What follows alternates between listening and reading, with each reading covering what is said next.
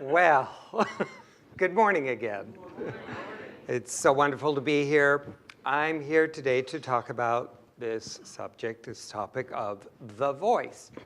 I thought I would piggyback on that very popular TV series where all these, wonderfully talented, almost on the level of a Susan K. Wyatt, people come together and compete to be the one voice that is acknowledged at the end of that year's series. And, the judges are there to decide on the best voice. Well, in Science of Mind, we would teach that there is truly one ultimate voice that supersedes all others, and that we can all tune into this voice anytime. We can listen to it. And whose voice might that be? God, oh wow, you guys get it. You can go home now, you got it. We teach that since we're all one with God and we always have access to God's infinite intelligence, God's wisdom, that there is this voice of wisdom and guidance that we can always tap into at any time. The only thing that interferes with our ability to receive that divine guidance or clarity that we're looking for is our free will, which is part of our divine nature, that allows us to feel like we're separate from God, which gives rise to fear-based thoughts and beliefs and me versus you, which can then stifle the voice or limit it or warp it somewhat. But whether or not we realize our oneness at any given moment, whether or not we're really feeling aligned with God's nature, that divine presence lies within us always. That divine wisdom, that divine intelligence is always there, even if we're not aware of it. And Ernest Holmes, the founder of our teaching, spoke about this divine intelligence within us. He often referred to it as the still small voice. Being the voice of God within us that could provide us with any knowledge, any insight, any guidance that we might be seeking. And I can't tell you how grateful I am to the fellow practitioner student that was in my class in our last year of prac training, just weeks before we were to take our tests and get our licenses, where we were supposed to be so ready, right, for stepping into practitionership, who sat up and asked, he said, okay, I've just got to say it. The still small voice, he said, I have never heard a voice, ever. What is he talking about? I don't hear voices, and I'm going like, oh, no, you are hearing a voice that's saying, it's okay, ask the question. Even if you look stupid, it's all right, because I can hear that voice, and I wouldn't have the courage. But I was so appreciative, because I am not one to hear voices in meditation or whatever. And what we have to realize is that God's nature being infinite and language being finite, we can never describe or fully experience the nature of God in any given moment. And so Ernest's description of the still small voice, that was just his way of describing that presence within him and being able to communicate with it and what it felt like to him. But, I've heard this term, still small voice, used in a lot of metaphysical teachings. And yet, what I know is when they have done studies of individuals who claim to have had very profound numinous experiences being those where it's a really deep, profound experience of the divine, something that seemed to defy all our human senses. Some people do hear voices. Some have visions. Some see, some incredible vision, or something comes to them in a dream that is just so clear and profound. Some have described feeling overcome by something that just changes their whole perspective of life and just helps them to see things from a more loving purview. A very common one is just to have a feeling, a sense of a way to proceed, a direction to take that sometimes defies what the rational mind would tell us to do, but it just feels very, very strong. And in Science of Mind, we teach that our limiting beliefs are what limit the degree to which we experience the nature of God. So I think our human tendency is to think of ourselves as not enough, and maybe what we're experiencing isn't right. And I think it's important for us to look at that kind of limited thinking. I think it's really easy for us to discredit the ways that the divine communicates with us, thinking that it's supposed to be some other way. Oh, maybe I have this hunch, but shouldn't I just be seeing this lotus flower emerging from the ethers and speaking to me in a deep voice, with fireworks? Or, we can always imagine that it's supposed to be something beyond what we're experiencing. And instead, I think we should retrain ourselves to assume that since God expresses uniquely and creatively through each and every one of us, and God takes on so many different forms throughout the universe, we should assume that we each will have our own way of experiencing communication with the divine. And I think we should also assume that just as we don't show up the same at any given time in our lives, we may communicate with certain people one way, others in another, that probably the divine communicates through us in all sorts of different ways if we are open to it. And a few weeks ago, Dr. Mark spoke about Joan of Arc, about when she was being interrogated, and one of the trick questions that they were trying to ask her about when she would hear the voices was, does God speak to you in French? And her response was, I hear him in French. I hear him in French. That was a very astute response because it reiterates the concept that God will speak to us in whatever way, and we will hear God in whatever way our ego can understand, our human personality will understand.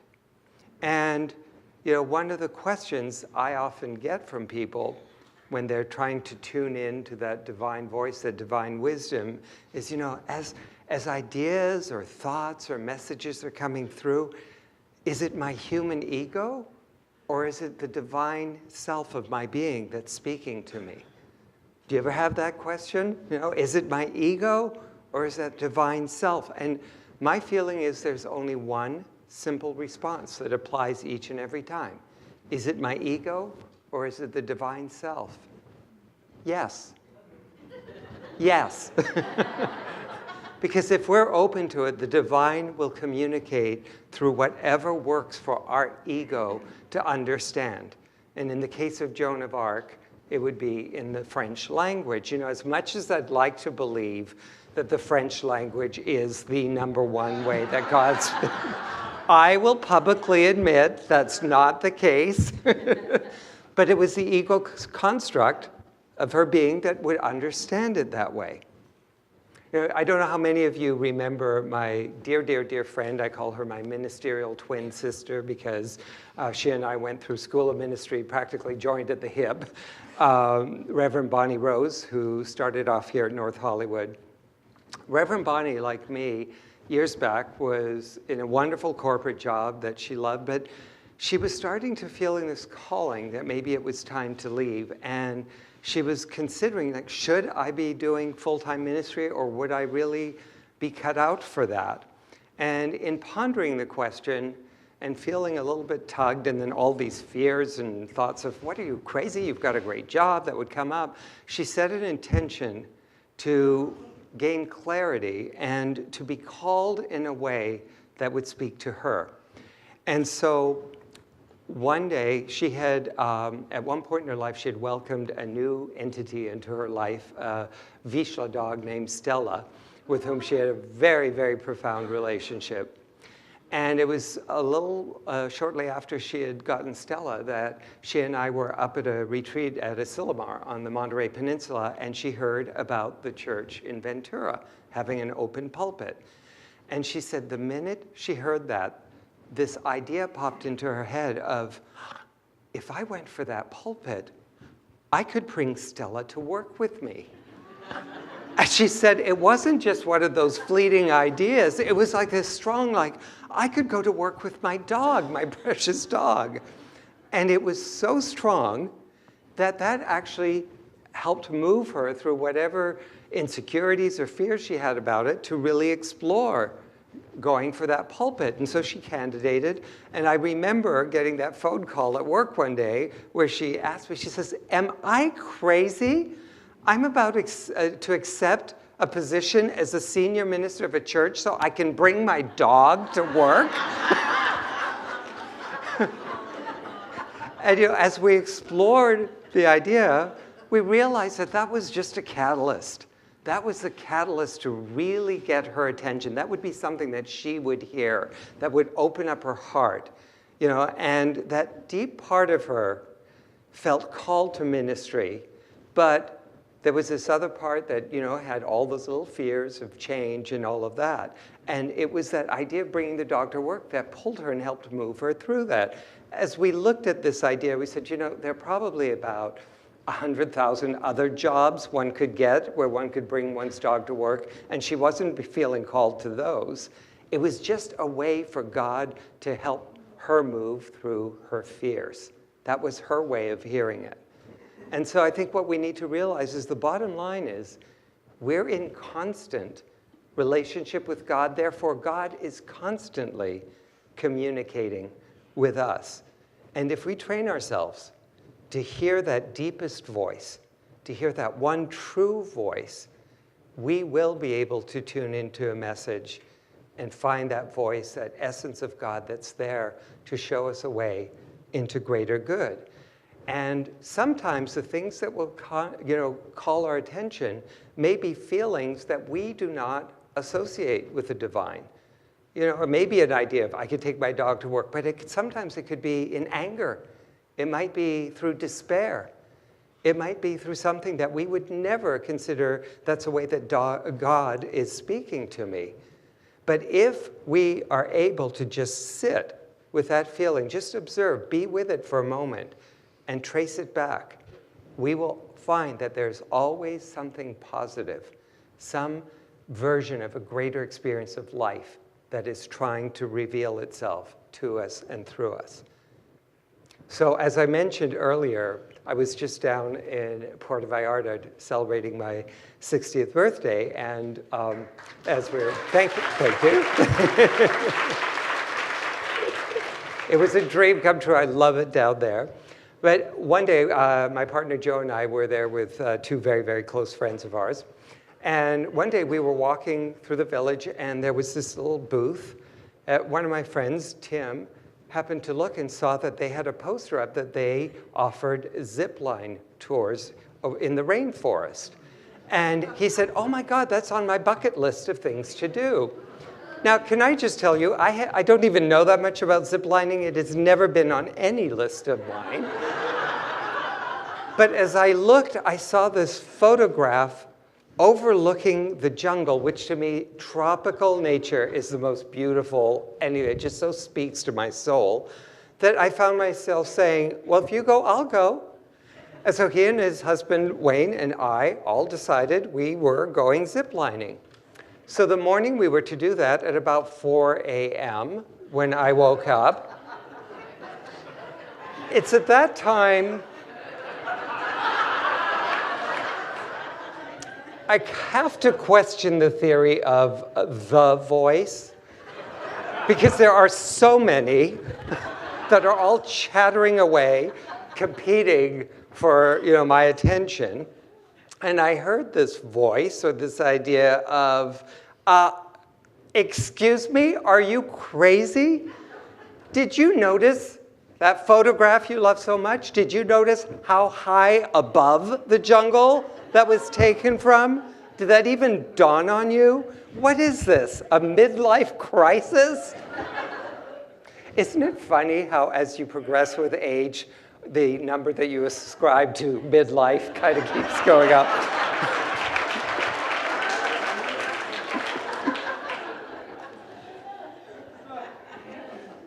And then there was this other voice that said, oh, because you're 60, you can't have any adventure anymore. So these voices are going away, and I just decided to get still and just listen.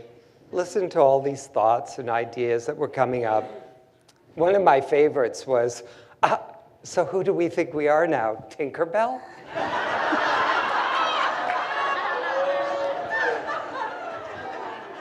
Followed by, do they sell those kinds of outfits in Puerto Vallarta?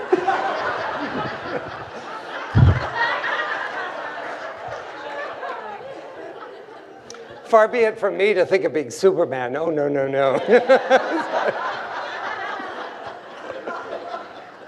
But as I sat there, just observing, just listening to the voices, what I realized is there was just this desire for me to feel safe, to enjoy, to have a sense of adventure, but not to do something rash that I would regret. And as I went deeper, I got the message that, go, explore. Check this out. This could be really, really fun. If it's not for you, don't get caught up in the ego idea of being embarrassed to step down. If it's not for you, just don't go forward with it. And so I was able to go in a sense of peace. And can I just tell you, oh my God!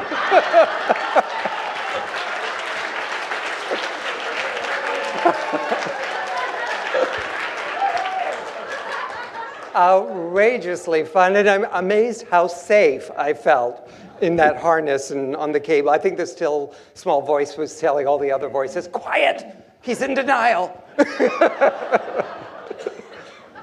But I can tell you that that process of just listening to the voices and just going deeper for the deeper message is something I would not have been able to do years ago had I not had a regular spiritual practice, and particularly a practice of meditation.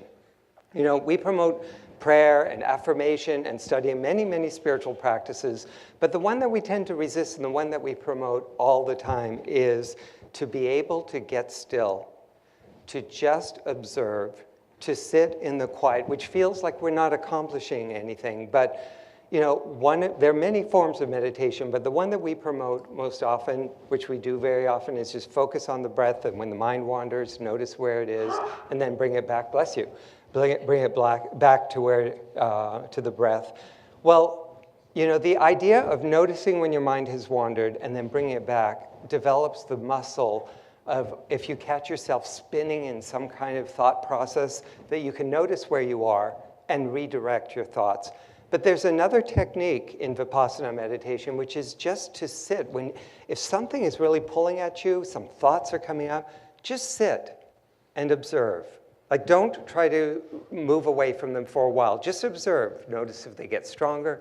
And with that ability to sit with what's happening and just watch and be open, eventually we'll see that behind each and every fear-based thought or insecurity or sadness, there's some essence of well-being that's trying to be birthed and experience itself.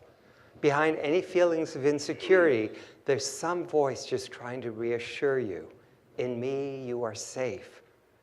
In that sense of disappointment, there's some voice there that's trying to say, there's a way to make good of anything.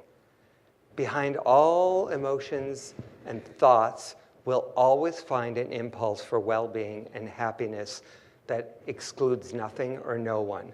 The impulse of God's goodness just trying to come through. And as I've been thinking about this topic, I loved how the voice came in the form of a magazine article from a psychology magazine that spoke about a woman who had experienced serious abuse in her marriage, and that it took her quite a while, but she eventually got out of it with her 2 children. But she said afterwards, the rage just didn't stop. The rage had come up in the experience of the abusive marriage, but then afterwards it just didn't stop, and she realized it was not a healthy emotion to carry around. So she went to see a therapist, and the therapist asked her, before we try to get rid of the rage or toss out the rage, would you be willing to look with me at how it actually was good for you and how it helped you? And the woman was a little stumped at first, thinking, why would you want to, look at the good side of rage? But the therapist skillfully guided her through. And she discovered that behind the rage was this sense that she did not deserve abuse. Part of her had bought into the idea that she did. She did deserve to be abused, but there was a greater part underneath that said, no, you are worthy of love, of goodness. And this part of her also showed her that she had the power to get out of it. And the rage was the emotion that came up, that got her attention, that aligned her with her sense of power and helped her to move forward. And examining the rage even more deeply, what she and the therapist realized is that there was also an anger and a frustration because she saw so many good qualities in her husband. She saw that he wasn't an all bad person, that there was this part of him that she couldn't live with, but that there was a lot of goodness. And there was so much anger about the fact that he was not trying to heal that, or that he didn't see his greater potential. And the therapist reiterated an idea that we promote all the time here in Science of Mind, is that, she said, you cannot be responsible for someone else's growth, that we can only step into our greater potential when we are ready to accept it. And if your husband isn't ready to see that now, that is not your business. And once she understood that, the rage started to subside. She began that process of healing and feeling her worthiness and her power and her ability to feel compassion for her husband while also knowing it was appropriate to set a boundary. So I think this is what we need to realize, is that we're always hearing the voice of God in some way, and deep down it is always speaking to us about something positive. Right now in our country, we've been hearing a lot about the protests going on, in which we're hearing about a lot of anger, solidarity, a lot of people speaking up and speaking out against injustice. Go deeper behind all those voices, and you'll hear that it's about greater respect, equality, understanding, harmony.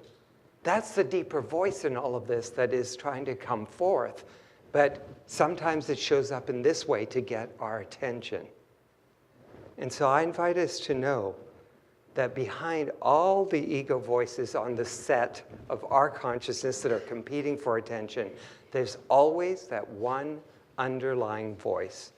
And I invite us to let whatever predominant things are coming up, thoughts or feelings or whatever, use those to trace them back, to find our way to that one ultimate voice. And that one voice is always telling us, you are loved, you are loving, you are worthy, and it is there to show us the way into our greater experiences and expressions of love and joy and wholeness that inhabit each and every one of us. Let's pray.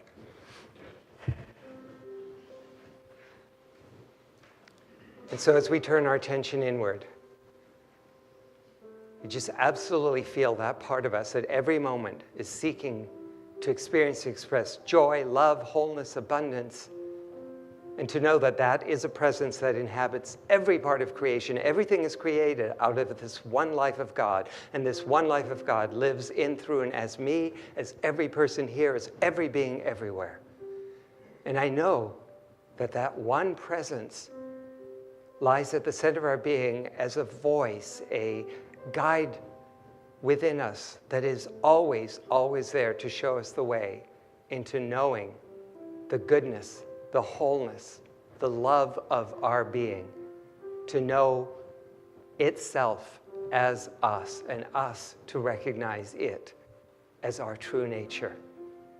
And so I know that if we have these preconceived ideas that no, it should be like this or that, or I don't have that connection, we let those go right now. We are willing to heal those and to open up and to hear the voice in whatever way the voice speaks to us right here, right now in the moment, to guide us into our greater good. We bless our church. We bless all churches everywhere, synagogues, temples, mosques, ashrams, all paths to God. We let this prayer be a prayer for all those who may be feeling separate from that presence of the divine, knowing the presence is there, revealing itself in all situations. And with an absolute, full and grateful heart for the goodness that God is in and around us always, I release this word knowing it is so, I let it be, and so it is. And together we say, Amen.